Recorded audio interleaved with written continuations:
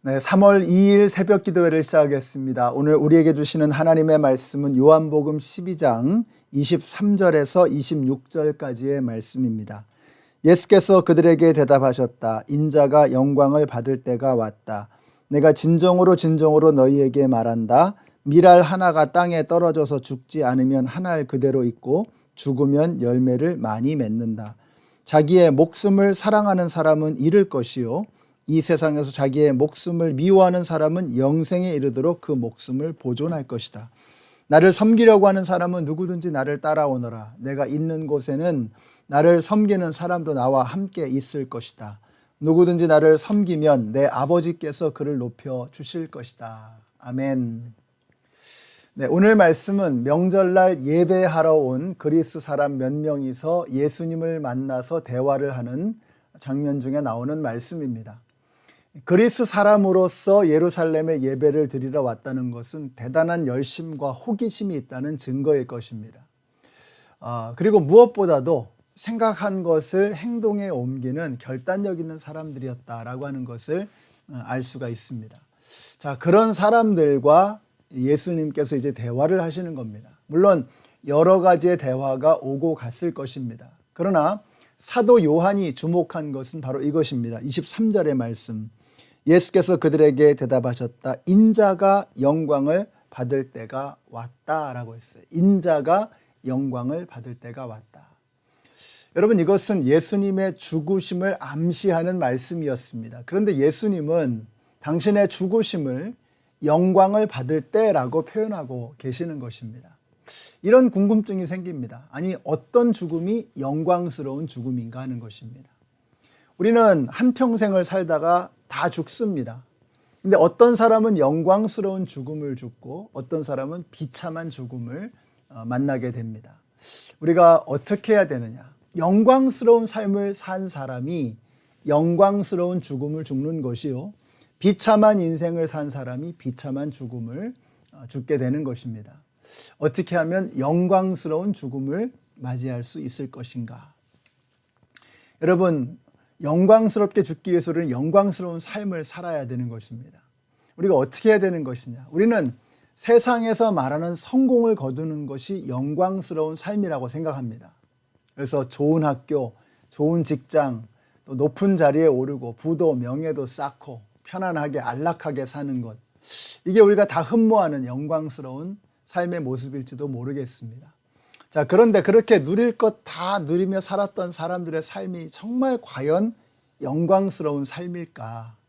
그들은 죽을 때 얼마나 정말 여한 없이, 부끄러움이 없이 그렇게 최후를 맞이할 수 있을까? 만일 그런 게 영광스러운 삶이라면요, 우리 예수님의 삶은 영광스럽지 못했을 것입니다. 예수님에게는 전혀 해당 사항이 없는 것들입니다. 예수님은 정말 정규 교육도 제대로 받지 못하셨고, 직업은 목수이셨고, 머리 둘 곳도 누울 곳도 마땅하지 않으셨습니다.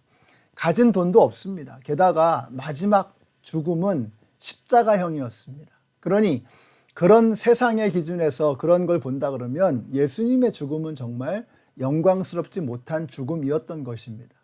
사람들은 이런 삶을 두고서 비참한 삶이었다고 말할 것이고, 그의 죽음은 비참했다라고 말할 것입니다. 그러나 예수님은 당신의 죽음을 가르쳐서 영광을 받을 때라고 말씀하셨어요. 도대체 어떤 삶을 살면 우리가 그 죽음의 때를 두고 영광의 때라고 말할 수 있을까?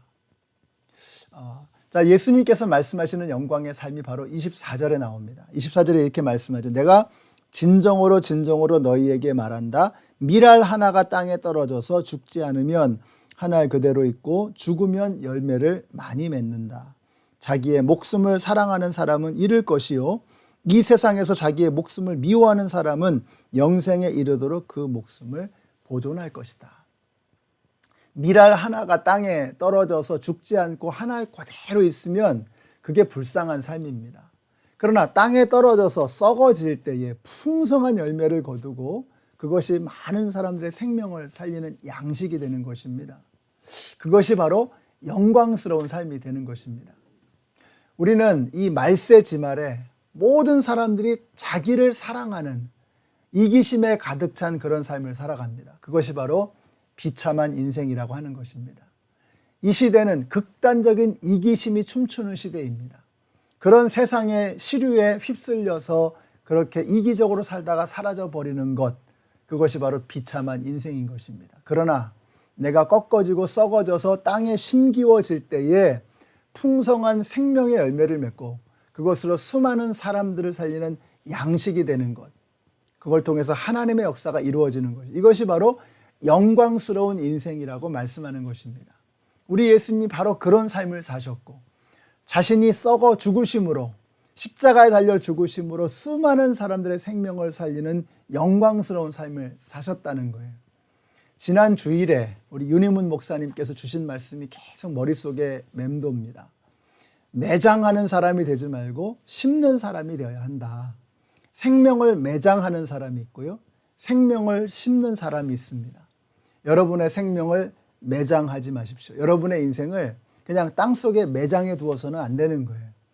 여러분의 생명이 땅에 심기워지고 거기에 물과 양분이 부어진다고 하면 그걸 통해서 많은 생명을 살리는 더 커다란 생명으로 자라게 되는 것입니다. 이게 바로 영광스러운 삶이라고 말씀하고 있는 것입니다. 우리 연합장로교회 모든 성도님들이 그냥 땅속에 매장되는 인생 되지 마시고 땅속에 심기워져서 더 많은 사람들을 살리는 하나님의 생명의 도구가 되시기를 우리 예수님의 이름으로 축원합니다. 기도하겠습니다. 하나님 감사합니다. 오늘 말씀을 통해서 우리가 생명을 살리는, 그러한 생명을 심고 생명을 키우며 생명을 거두어 더 많은 생명을 살리는 그런 아름다운 삶의 모습을 꿈꾸게 하시니 감사합니다. 우리도 예수님 닮아서 생명을 살리는 영광스러운 삶을 살게 하여 주시옵소서. 예수님의 이름으로 기도드렸습니다.